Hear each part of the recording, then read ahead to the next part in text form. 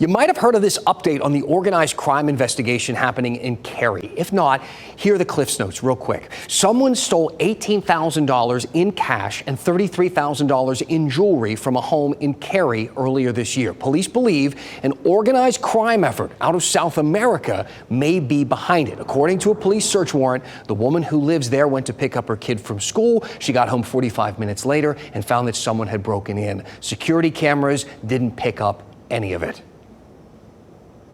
When you see on the news regularly about foreign gangs that are coming into and it's typically you see it in big cities, like where there's a lot more population and apartments and things like that, but you haven't really seen that out in a community yet. Foreign gangs. It sounds like something that can't be true, right? But this all matches the MO of a separate set of robberies in North Raleigh in 2022. Those folks used special equipment to rob at least 20 homes, and eventually police arrested these four men.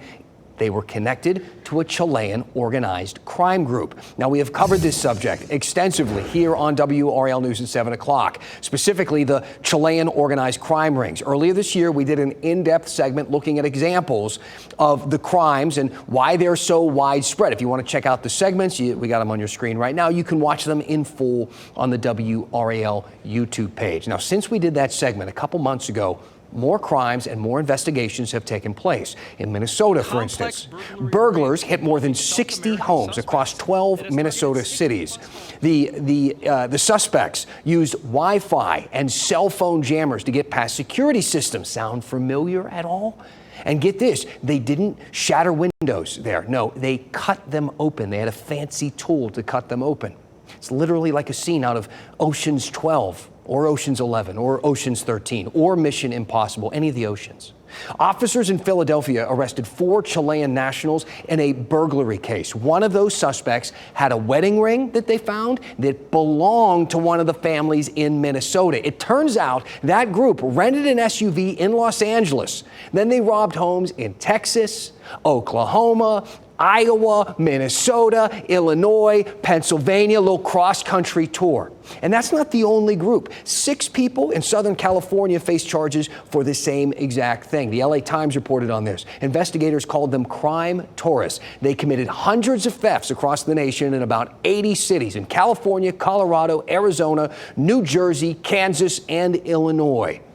We mentioned that example in Wake County at the top here, but we also saw this in Rocky Mount, if you remember. Someone broke into the shop next door to a jewelry store. Then they cut a hole in the wall. They disabled the security system, cracked the safe, and took $800,000 worth of jewelry. These crimes keep happening, and they're connected to a government program called ESTA. It's a visa waiver program that gives tourists up to 90 days in the U.S. Only 41 countries are eligible for this into the U.S. Typically, when people from those countries apply, they get a background check so that the country, the U.S., knows who they are. But in Chile, they stopped playing by the rules. They stopped allowing the U.S. to look at the criminal background of the people while they were still in Chile. Now, Chile says they've reversed course on this. But again, as we said, the crimes keep happening. And at least one lawmaker in California says nothing has changed. Chilean government has to vet every single passenger that gets on the plane, but they're not doing it. North Carolina lawmakers have commented on this. We asked for their comments. Senator Tom Tillis wrote in a statement, "I've been heavily involved in discussions with my colleagues focused on solutions to fix our broken immigration system." And Senator Ted Budd's office wrote, "This program and its vulnerabilities are on Senator Budd's radar. He is extremely concerned about it." So I guess we're going to wait and see where those concerns take them. In the meantime, I don't know, get a dog or something. I don't think a Wi-Fi jammer can stop them from sounding the alarm.